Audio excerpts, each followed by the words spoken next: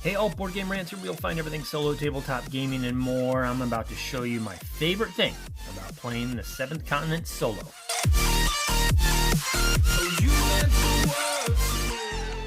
Quick disclaimer, so if you want 0% spoiler material, then you probably shouldn't watch, but I'm not really going to be demoing the game in any way.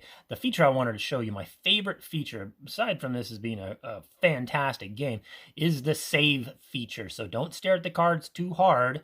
I'm just going to show you how the save feature works, because I've really never seen anything like it. Here we go. So there's the game. This is what I'm exploring. These are the cards I've played, my hand. I've got my satchel over here, which is carrying certain items. And over here is the monstrous amount of cards that you'll be using to explore the island. The whole premise of the game is you're cursed, and you're trying to lift this curse by exploring the Seventh Continent to try to discover a way to lift that curse. And it all revolves around this very basic, ingenious mechanic of taking a type of action represented by the symbol here. You'll have to draw a certain number of cards to hopefully achieve a certain number of successes, and that's going to determine on what kind of consequence, good or bad, that you get.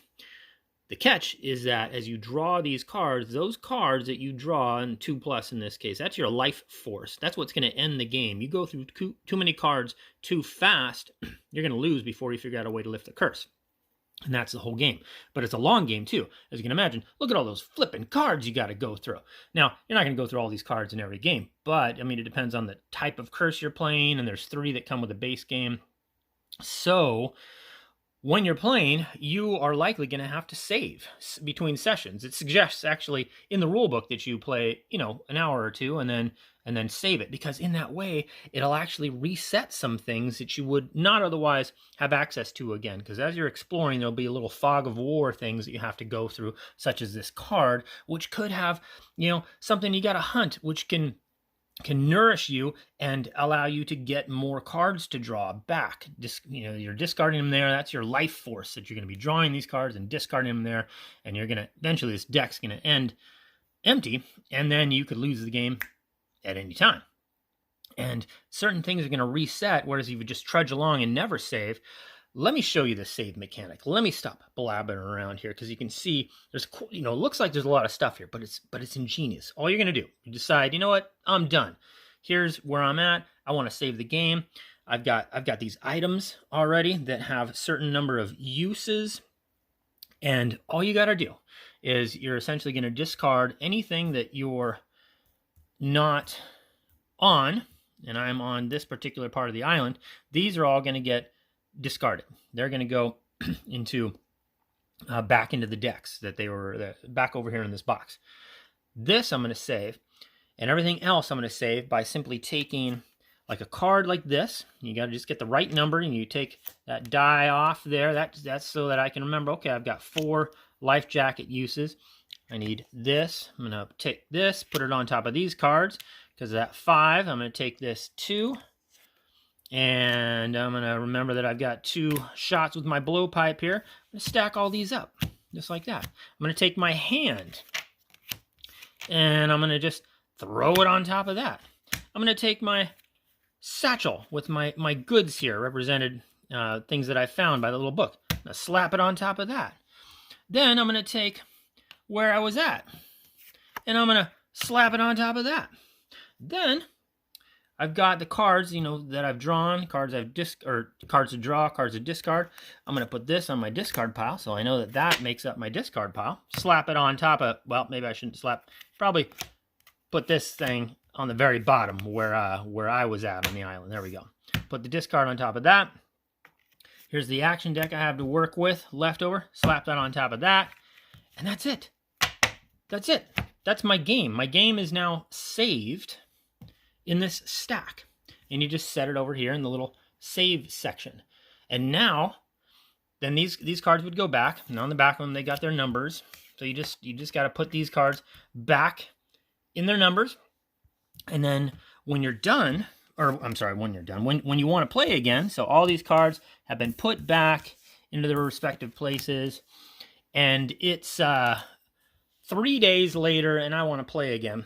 So all I'm going to do is going to try and really remove these so you can't see them. I open up the box, I take everything out, I grab my stack here. I go, okay, here's my action deck again. Here's my discard pile here. And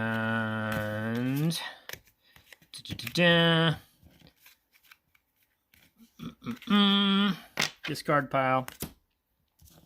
Here's my satchel with my goods in it. You just kind of basically unwind the whole thing. Here's my hand of cards that I had. Here is my item here that I had 2 of. We'll just set that 2 back on there. Here is my club that I had 5 of, but it was attached to this item, so I'm just going to go like that. There's my 5 of those. This goes back. And then here is my life jacket, which I had 4 uses still, according to that card. Here's where I was. Bam, I start there. And then these little orange ones indicate to me that I should be drawing a little fog of war thing there, and a little unexplored thing there.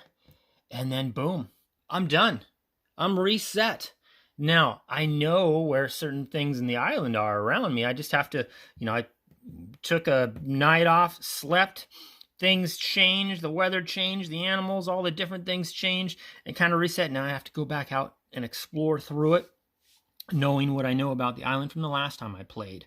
But now there's certain things that could respawn and allow me to take advantage, sort of like saving a video game from way back when, and going through a level again and being able to take advantage of certain respawn effects. That's what I find very intriguing about this game, and how involved everything seems, but how quickly it can be put away and set back up the next time you're ready to play. You can just put this away right before dinner and pop it right back out after dinner like nothing. It's pretty fantastic. It's pretty remarkable little ingenious mechanic here. My favorite thing about playing the Seventh Continent solo. I appreciate you watching. Until next time, I'm Board Game Rants, and I'm out.